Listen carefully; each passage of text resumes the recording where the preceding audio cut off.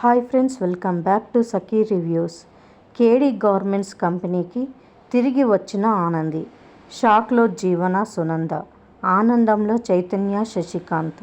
ఇదంతా ఎలా జరిగిందో తెలుసుకోవాలంటే ప్లీజ్ సబ్స్క్రైబ్ చేసి లైక్ చేయండి ప్లీజ్. ఇంకా సునంద ఆఫీస్లో మీటింగ్ ఏర్పాటు చేసి బోర్డు మెంబర్స్తో ఇలా అంటూ ఉంటుంది. Dear board members, Sunanda groups of ఇండస్ట్రీస్కి సంబంధించి ఏ డెసిషన్ తీసుకున్నా మీ అందరికీ చెప్పకుండా నేనెప్పుడు ఓన్గా డెసిషన్ తీసుకోలేదు. మీ అందరికీ తెలిసిన విషయమే. సంస్థకి మేనేజింగ్ డైరెక్టర్గా నా హస్బెండ్ ఉండేవారు. ఆ తర్వాత ఆ బాధ్యతలన్నీ నా పెద్ద కొడుకు ఆదిత్య చూసుకునేవాడు. గత కొన్నాళ్ళుగా ఆదిత్య చూసుకుంటూ వచ్చాడు. కానీ ఇప్పుడు ప్రస్తుతం కొన్ని అనుకోని కారణాల వల్ల సునంద గ్రూప్స్ ఆఫ్ ఇండస్ట్రీస్కి ఆదిత్య కాస్త దూరంగా ఉన్నాడు అని చెప్తుంది సునంద. ఇంకా ఆ బోర్డు మెంబర్స్లో ఒక అతను ఇలా అడుగుతాడు. ఆదిత్య గారు లేరంటే మన కంపెనీ ఎలా రన్ అవుతుంది మేడం అని అడుగుతాడు. మీరంతా కంగారు పడకండి. ఆదిత్య లేకపోయినా నేను ఇక్కడే ఉన్నాను. మా హస్బెండ్ ఇక్కడే ఉన్నాడు. సంస్థని మేమే కదా ఈ స్థాయికి తీసుకొచ్చింది. మీరెందుకు ఊరికి కంగారు పడతారు? ఇప్పుడు ఆదిత్య లేడు కాబట్టి ఆ బాధ్యత నేను తీసుకోలేను. ఎందుకు అంటే నేను చైర్మన్గా ఆ బాధ్యతల్ని నిర్వర్తించలేను. కాబట్టి ఈ సంస్థను సమర్థవంతంగా నడిపించడానికి ఒక వ్యక్తి కావాలి అని సునంద చెప్తూ ఉంటే జీవన మనసులో ఇలా అనుకుంటుంది. అత్తయ్య గారు ఏంటి మామయ్య గారిని వద్దంటుంది, తను ఉండనంటోంది. చైతన్యని ఏమైనా కూర్చోబెడుతుందా ఏంటి? ఎంతైనా అత్తయ్య గారు అత్తయ్య బుద్ధి చూపించిందిలే. అత్తయ్య గారు నాకు ఒక ఛాన్స్ ఇవ్వండి అని ఎన్నిసార్లు అడిగాను. కోడలు కదా నన్ను పక్కన పెట్టేసి కొడుకుని అందలం ఎక్కించాలనుకుంది.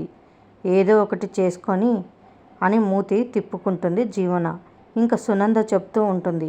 ఇప్పుడు ఇంకా ఈ స్థానం భర్తీ చేయడానికి నేను మీకు ఒక పర్సన్ని చెప్పాలనుకుంటున్నాను అని సునంద చెప్తూ ఉంటుంది. మీ ఇష్టం మేడం, మీరు ఏ నిర్ణయం తీసుకున్నా మేము దానికి కట్టుబడి ఉంటామంటారు బోర్డు మెంబర్స్. ఆదిత్య ప్లేస్లోకి వచ్చి ఈ సంస్థ నడిపించే పర్సన్ ఎవరో కాదు, నా చిన్న కోడలు జీవన అని సునంద చెప్పగానే జీవన చాలా ఆశ్చర్యపోతుంది. ఒక్కసారిగా షాక్ అవుతుంది. బోర్డు మెంబర్స్ క్లాప్స్ కొడతారు. జీవన ఇంకా మీదట సునంద గ్రూప్స్ ఆఫ్ ఇండస్ట్రీస్కి మేనేజింగ్ డైరెక్టర్ నువ్వే అని చెప్తుంది సునంద. అత్తయ్య గారు ఏంటి ఇంత పెద్ద సర్ప్రైజ్ ఇచ్చారు? అరే నేను నమ్మలేకపోతున్నానే ఇది అంటే నా మీద ఇంత ప్రేమ ఉంది అత్తయ్య గారికి అని అనుకుంటుంది జీవన. వెంటనే ఈ న్యూస్ పెద్దమ్మకి చెప్పాలి అని అక్కడ నుంచి పక్కకి వస్తుంది. జీవన ఇదంతా నిజమేనా? ఇది అంత కల కాదు కదా అంటూ తనని తను గిచ్చుకుంటుంది. ఇదంతా నిజమే. నేను మేనేజింగ్ డైరెక్టర్ని. అయ్యో ఏంటి ఇదంతా? యాహూ ఇది నిజమే. జీవన మేనేజింగ్ డైరెక్టర్. ఆనంది వెళ్ళిపోయింది. ఆనంది పోస్ట్ వస్తుంది అనుకుంటే ఏకంగా బావగారి పోస్టే వచ్చింది. ఇంత గొప్ప ఆనందంతో ఇక్కడ ఒంటరిగా ఉండిపోయానే, ఎవరితో చెప్పుకోలేకపోతున్నాను. వెంటనే ఈ ఆనందాన్ని పెద్దమ్మతో షేర్ చేసుకోవాలి అంటూ ఇందుమతికి ఫోన్ చేస్తుంది జీవన. ఇందుమతితో తను మేనేజింగ్ డైరెక్టర్ అయ్యానని చెప్తూ ఉంటుంది జీవన. ఇందుమతి కూడా చాలా సంతోషపడిపోయి జీవనాన్ని పొగుడుతూ ఉంటుంది. అప్పుడే జ్యోతి వస్తుంది.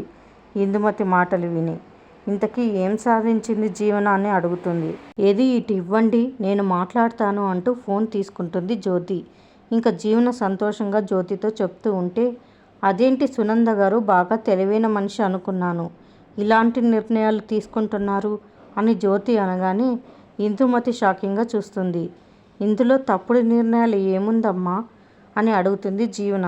కుట్టిని అపార్థం చేసుకొని ఇంట్లోంచి బయటికి గెంటేశారు, అదొక పెద్ద మిస్టేక్.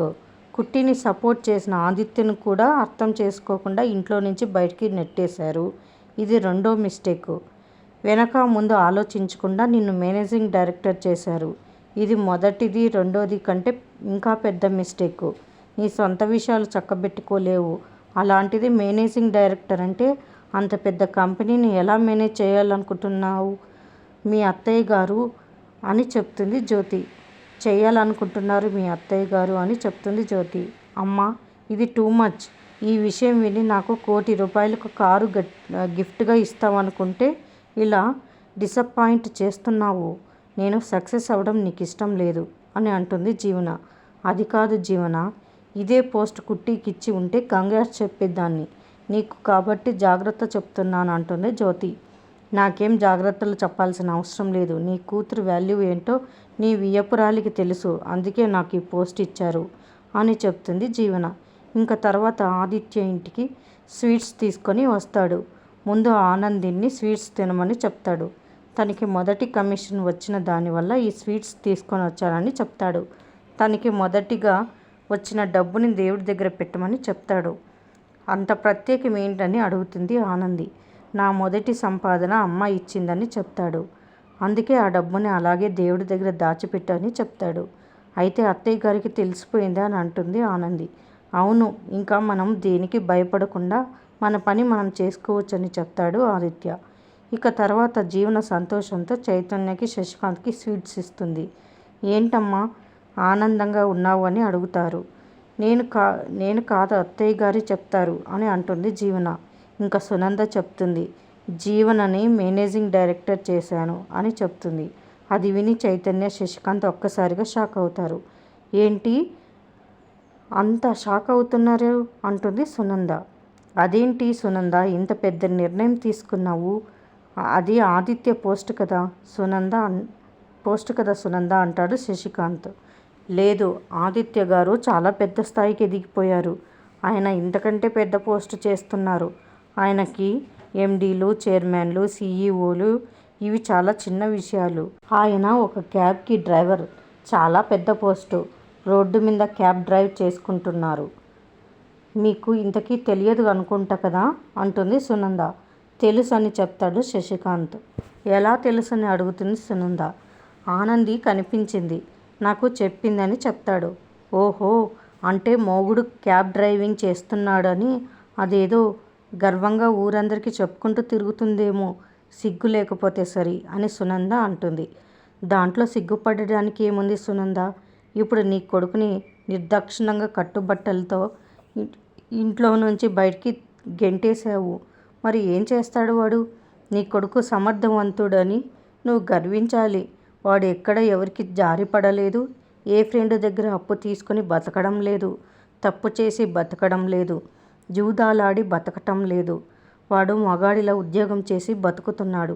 వాడు గెలుస్తాడు, రేపొద్దున వస్తాడు. ఈ పోస్ట్ జీవన్కి ఎలా ఇస్తావు అని అంటాడు శశికాంత్. అయితే రమ్మనండి. ఒకవేళ నా కొడుకుగా నిజంగానే ఆనందిని వదులుకొని వస్తే ఈ క్షణమే వాడికి ఎండీ పోస్ట్ ఇస్తాను అని సునంద అంటుంది. ఇది విన్న జీవన, అంటే బావగారు వస్తే నాకు మూడినట్టే అన్నమాట అని అనుకుంటుంది జీవన. ఆనందితో వచ్చాడా, గుమ్మం లోపలికి అడుగు కూడా పెట్టనివ్వను అంటుంది సునంద. అది కాదు సునంద, నువ్వు ఆదిత్య మీద కోపంతో ఈ డెసిషన్ తీసుకున్నట్టు ఉన్నావు అని అంటాడు శశికాంత్. ఏమండి, నేను అన్నీ ఆలోచించి ఈ నిర్ణయం తీసుకున్నాను. నేను నమ్మిన నా కోడలు మోసం చేసింది. నేను నమ్మిన నా కొడుకు మోసం చేశాడు. చైతన్య వీడు అన్నయ్యకి వదినకి భజన చేసేవాడు తప్ప తల్లికి సహాయంగా ఉండి కంపెనీ విషయాలు పట్టించుకునేవాడు కాదు అని చెప్తుంది.